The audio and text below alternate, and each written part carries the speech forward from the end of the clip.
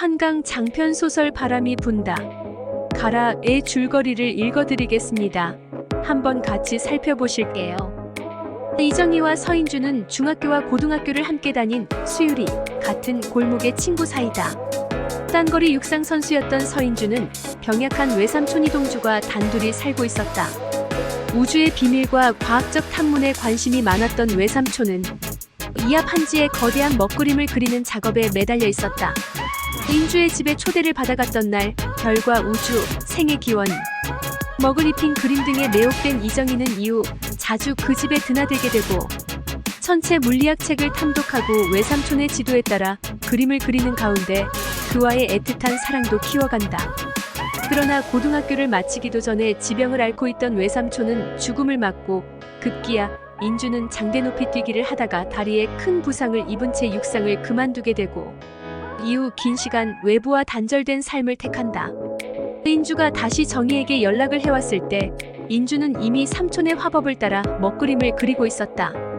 이후 서인주는 정선규라는 남자를 만나 아들 민서를 낳았지만 이혼 후 아이와 단둘이 살면서 고된 그림 작업에 매달리고 죽은 외삼촌의 기억에서 자유로울 수 없어 온몸과 마음이 피폐해진 이정희는 그를 닮은 K를 만나 3번의 아이를 지우고 자살을 시도하는 등 역시 평탄치 않은 삶을 이어간다. 한동안 인주와 민서 그리고 정희가 함께하는 아프지만 행복한 시간이 흐른다. 그러나 돌연 소식이 끊긴 인주, 그리고 이어지는 것은 겨울의 새벽길. 폭설에 묻힌 미시령 고개의 자동차 사고로 인한 인주의 음이다. 사랑했지만 가족으로도 연인으로도 나설 수 없었던 외삼촌의 죽음과 친구의 잠적 앞에서 망연자실했던 이정희는 갑작스런 친구 서인주의 죽음 앞에서 또다시 무력하게 선 채 가슴이 찢기는 고통을 겪게 된다. 그 후 어두운 열기를 잠재운 채 불규칙한 번역일로 생계를 꾸리며 침묵과 고요로 가라앉아 있는 정희의 일상에 어느 날 뜨거운 불이 점화되는 상황이 닥친다. 1년 전 겨울의 폭설 속 미시령에서 돌연한 죽음을 맞은 인주에 대한 기사를 접했기 때문이다.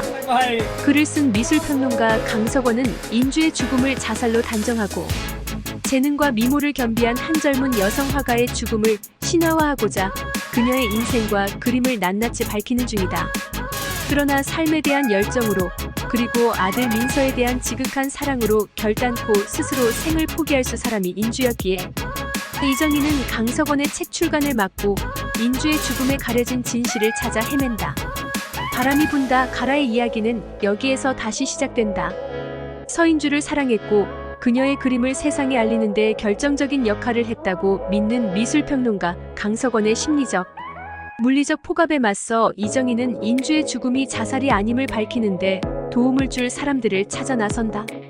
서울 생활을 정리하고 재혼하여 아들 민서를 데리고 호주로 이민을 간 인주의 전 남편 정선규에게 답신 없는 메일을 보내고 인주의 그림을 전시하고 소개했던 화랑과 갤러리의 소장, 미술학원 원장, 그리고 예술적 교유와 더불어 내밀한 개인적 아픔까지 내보였던 조각가 김영신 등을 만나 자신에게마저 소식을 끊고 살았던 죽기 직전의 인주의 행적을 탐문해간다.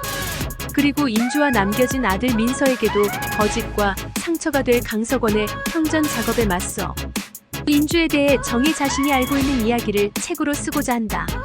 강석원의 집요한 추궁과 회유, 그리고 폭력 속에 인주와 외삼촌의 그림과 자료가 남겨진 작업실에서 우연히 발견한 낡은 사진 한 장과 그 뒤에 적힌 암호 같은 메모에 의지해 이정희는 상담소 소장 류인섭의 존재를 알게 된다. 류인섭은 40년 전 역시 알코올 중독과 분열 증세로 결국 생을 마감한 인주의 모친 이동선을 만나 사랑했던 남자다. 죽기 직전 류인섭이 정희에게 편지를 남겨 비로소 미시령 고개에서의 돌연한 인주의 죽음, 죽기 직전까지 인주가 몰두했던 먹그림, 그날 새벽 인주가 폭설의 미시령 고개에 갈 수밖에 없었던 이유, 그리고 인주도 외삼촌도 암묵적으로 발설하지 않았던 인주의 엄마 이동선에 대한 비밀스런 이야기를 전한다. 이 모든 사실을 접하게 된 정희는 인주에 대한 책을 집필하고 출간하는데 박차를 가하지만 서인주에 대한 애증과 친구 이상의 존재인 이정희에 대한 질투, 그리고 서인주의 생을 신격화하는데 모든 것을 내건 자신의 열정에 미쳐있는 강석원은 정희에게 테러를 가하고 남은 그림과 자료를 화재로 인멸하기에 이른다.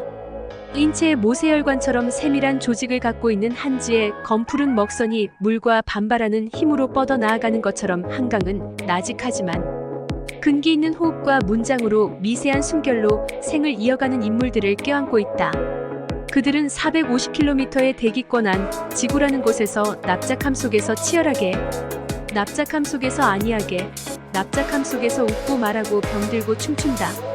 그런 그들은 욕하고 상처 입고 욕망하는 그들 모두 오랜 혼돈이 갈라지고 천지가 창조되는 짧은 시간, 우주는 급팽창하고 물질이 생성되는 플랑크의 시간이라 불리는 찰나를 경험하게 된다.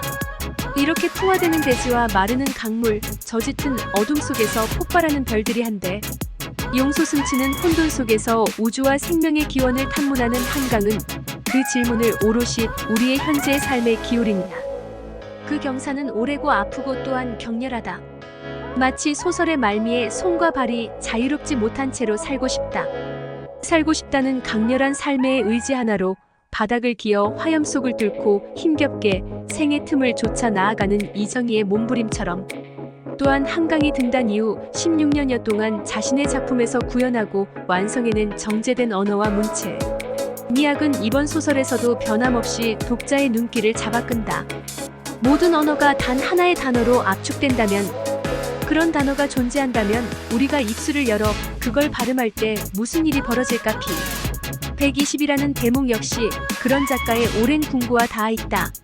소설 전반에 걸쳐 등장하는 이탈릭체도 등장인물의 깊이 모를 심연, 불안과 두려움, 외부의 폭압에 대한 거센 항거, 삶의 강렬한 희구를 그대로 반영한다. 산 쪽으로 바람이 분다. 가라, 기어가라, 기어가라. 어떻게든지 가라. 한강 장편 소설 바람이 분다. 가라.